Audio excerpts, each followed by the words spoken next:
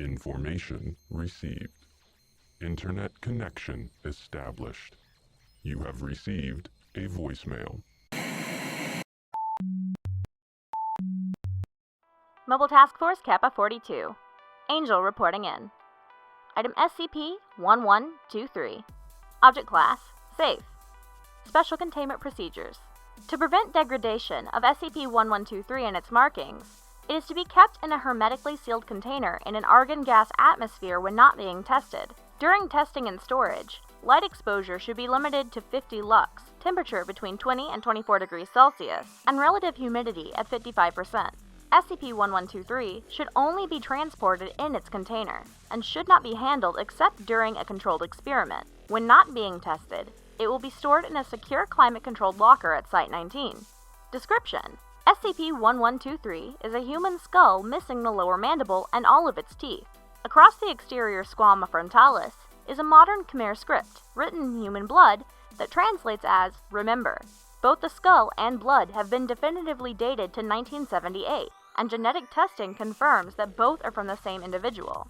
SCP-1123 was discovered in 1989 by a colonel of the Vietnamese People's Army within a collection of human remains, in the custody of a museum in Cambodia. SCP-1123 was intercepted by Foundation agents as it was being delivered to Hanoi. The Khmer script is badly faded and invisible to most subjects beyond 5 meters of distance.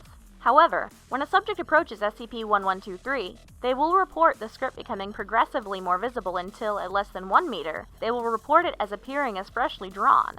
A few subjects at this distance report the writing as "still wet." This effect is not reproducible with optical equipment. To record the script photographically requires optimal enhancement, or UV lighting. The latter is not approved for use with SCP-1123 as it contributes to the degradation of the object. Subjects at this distance will often also report other anomalous sensory phenomena, including smells, such as cooking meat or ashes, sounds, such as soft crying, low heartbeats, or breathing, or even distant footsteps, and tactile responses, such as grit in their eyes, ants crawling on the back of their hands, or glass splinters in the soles of their feet. When subjects touch the surface of SCP-1123, they will experience a dissociative fugue state. Initiation of the fugue state appears instantaneous and is not affected by cessation of contact with SCP-1123. Symptoms of the fugue persist for 90 minutes to 6 hours. The fugue is characterized by confusion, disorientation, and adoption of a new identity and memories which consist of a knowledge, including language, previously unknown to the subject. During the fugue, the subject will lose all memories of their prior identity. Subjects have shown various reactions to this, ranging from near catatonia to attempts to escape or attack. As the fugue state subsides, the subject will regain memories of the prior identity, but will also retain memory of the new, imprinted identity and all the knowledge associated with it. Subjects have said that it was as if they lived an entire other life as some other person in the period between touching SCP-1123 and recovering from the fugue. Post-fugue interviews have provided enough corroborative information in 24 of 48 studied cases for researchers to find historical documentation confirming the imprinted personality's correspondence to a specific individual who had lived at some time prior to the subject. There appears no connection between the origin of the imprinted personality and the identity of the subject based on age, genealogy, gender, ethnicity, or national origin. Imprinted personalities share the following characteristics. 1. The imprint died before the subject's birth.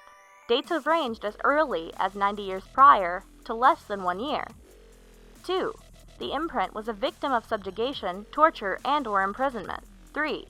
The imprint typically died by violence, usually homicide. Sometimes death has been due to secondary factors, such as starvation or infection. And 4.